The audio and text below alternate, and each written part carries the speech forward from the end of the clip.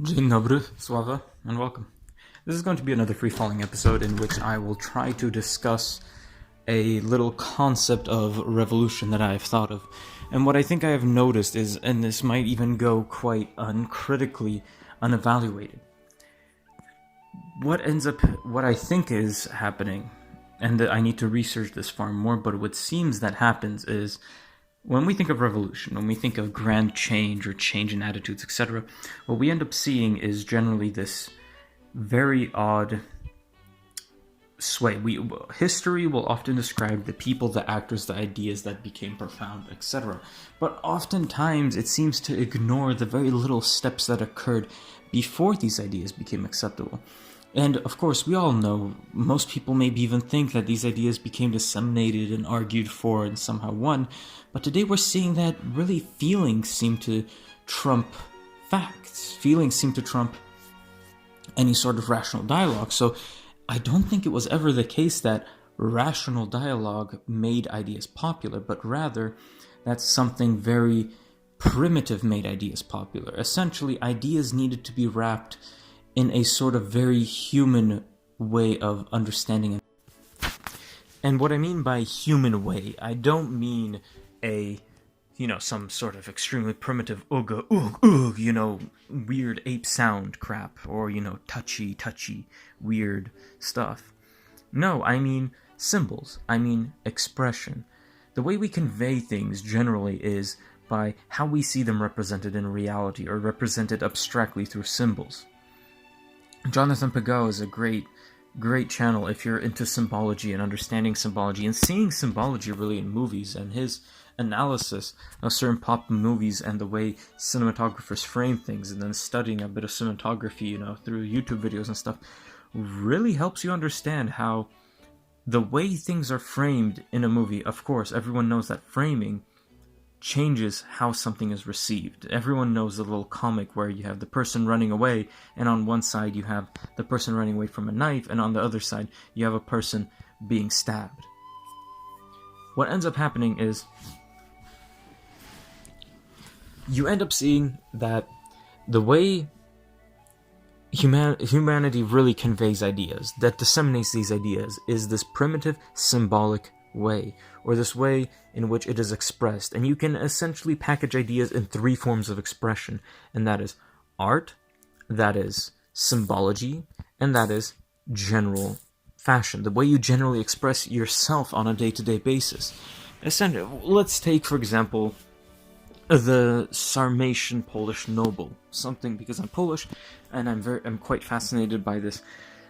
Let's take a look at them, and take a look at how they're dressed, take a look at their haircut, and essentially, what can you deduce from these people? Well, they have some sort of martial, grandiose mission, in a way. Many of them are a touch of Oriental, Eastern influence, and a touch of Western influence, but really it's something very organic, something very different. And it codifies a very dignified, very free man, someone who is very strong and willing and determined to upkeep something that he values. Now, if we look at everyday people, everyone dresses the same. And this is something the right wing might not want to hear, nor will the third wing, but as much as we are dissidents in ideas, we are not dissidents in any way in expression.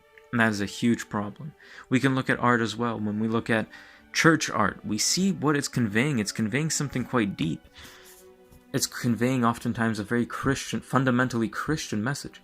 When we look to Muslim art, we will see a very similar Muslim message in them. These messages will oftentimes be quite different, surprisingly, but they are spread and disseminated through this art. If I show you a picture, let's say this is the picture of Prometheus having his his liver ripped out by the eagle, punishment by Zeus for helping mankind. And then I tell you, instead I tell you the story. Generally, the art piece, of course, if this was some exceptional art piece and people knew the basic gist of what this is depicting, they would understand it much deeper. Basically, if you know the story and you see the art piece, you understand the depth of its message, even more so than if you just saw it in a writing. Basically, what I'm trying to get at is Symbols and forms of expression convey ideas at a far greater pace than reading something, than rational dialogue. Rational dialogue is only there for someone who is already shopping for a new set of ideas or is open-minded and willing to be changed. And those people are few and far between, or someone who is so just destroyed and distraught and feels rejected by his own set of ideals that he is willing to change his ideas by shopping for them. What ends up happening is, though, that ultimately he will come into contact with these by either accident, so we're leaving it totally up to chance that someone will come interact with our ideas, or on the off chance, he will come to these ideas because of an artist of some form of expression that he saw, and he's like, hey, that's pretty interesting. And then he'll delve into the expression, he'll on his own study it, he will start to say, wear a different haircut, etc., and he will slowly begin to delve into these ideas. And essentially ideas are conveyed in a very general way. The rationalist intellectual has the depth, has the real arguments on his side, he has the evidence, but the way it's disseminated through society is really just a general idea, a general feeling of what is acceptable and not acceptable given this new framework of ideas. And that is how you convey with expression. Expression also helps us achieve solidarity in between individuals. So essentially, let's say, you see people dressed in a folk-dressed way, and then you see people dressed in the cosmopolitan gray man way. Well, who are you more likely, let's say you yourself have these very traditional looks. Who are you more likely to, excuse me, who are you more likely to approach with your ideas? The people who express these ideas on themselves, or the people who don't express these ideas? Chances are you will, if you had to approach them, you would approach the people who express the ideas. And that is the power of expression. That is the power of when you change fashion, etc. So what I think, as usual in free falling, I think I'm going to try to always put ideas at the end of it. So, I've explained my rationale behind it. Ironic, since I'm making a video with a lack of symbolism in it and expression, etc. Don't worry, I'm working on it. You might one day yet see me in a homemade kontushon jupan, along with a bunch of other trinkets and assortments to make it a little bit more authentic. Essentially, I'm working on making these things actually acceptable to modern society, making them fashionable in some way. But, coming to the solutions kind of category. What could we do? Well, since we're so afraid of expressing ourselves and we're just, conformists anyway, how about we actually start expressing ourselves? When we look at any sort of subculture, the way revolutions tended to happen is, I think the little steps that aren't mentioned are always going to be these changes in expression, which then can transform into the coalescing of, or normalizing certain ideas, even if in the vaguest sense, at an everyday level. If everywhere you went there was a British flag, a German flag, an American flag, the flag was everywhere, and people would, and they were just they were everywhere, ubiquitous. It was just, you could not get away from it. You would be willing to accept certain values that went along with that flag. Similarly, let's say Polska Walcząca, the symbol, it's a patriotic, quasi-nationalist symbol of the uprising in Warsaw that was then disseminated, or the Armia Krajowa, the Falanga, etc. The salamander. These symbols are becoming ubiquitous. So generally, make symbols. Just make sure to make them. Resurrect symbols. Whatever. Make sure to disseminate symbols. Graffiti them. Whatever. Hell, screw it. Let's, of course, legally. There's legal ways to do everything. But since we're outside the system and you're drawing a symbol that is potentially quite unacceptable, because you have a liberal establishment that will quickly catch on to what the symbol represents, and they'll try to, arrest you anyway. So, do it. This is an at your own risk thing. Make sure you know the laws in your area. But also remember, you're outside of the law, because the law doesn't care about you, because you're a native of Europe. So think about that one a little bit as well. But alright, so we have symbols. We need to make up symbols, we need to disseminate symbols. What else do we need to do? Well, art, music, and drawn art, whatever, 3D animation movie, it doesn't matter. We need this. This is another thing. It's something everyone's mentioned, so I'm not going to go over it. But something I don't think anyone mentions is, and that's the easiest thing to do, a haircut. It sounds stupid at first, but let's say everyone in Poland, we make it a normal thing to have the szlachcic haircut, which is something I have right now. I need to trim it a bit because my hair is a bit curly, but let's assume that everyone has it. This is something that is normal, daily, and everyone has it who adheres to certain values. It's akin to the lesbian haircut or the other gay haircuts that the Gestapo has been using to identify its own, and especially in early phases.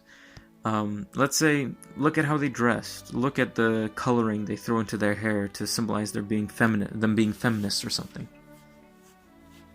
Notice that these are subtle methods of expression of a certain set of ideas that really, it's that, but at the same time you're unwilling to go up to these people and scold them for being feminist because of their hair having a different color, those blue strands or something. You might be like, oh, it's just a thing, maybe.